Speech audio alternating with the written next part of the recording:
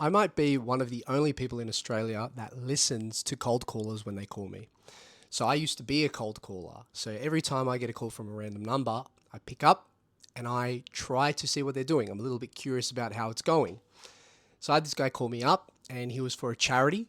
And he goes, "Hey, I'm here from the charity." And first of all, he just goes, "Hey." And it's really peppy. When I used to cold call, I used to turn out all my lights in my room. I used to light a candle and I used to be very chill.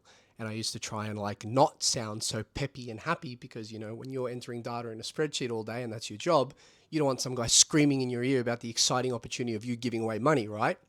So anyway, I let him talk and he didn't ask anything. Once I gave him the permission to talk, he just kept talking. So he's talking over me. I didn't have the opportunity to ask or dive into any questions. So eventually he got to the end of his pitch and he goes, "What do you think?" And I said, "I'm going to reject for two reasons." And I like to give feedback. And I go, the first one is, I'm not your demographic.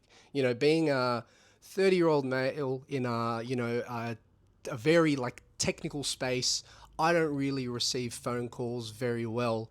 And especially purchase online. I'm just never going to buy as frequently as some other demographic, right?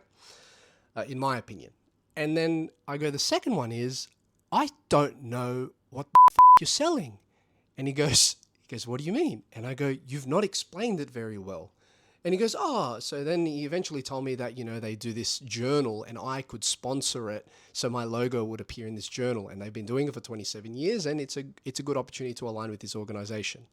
It wasn't for me, but I thought it was really funny that when this guy who gets hung up on every day eventually got the opportunity to sell, he botched it because he just didn't tell me what he was selling.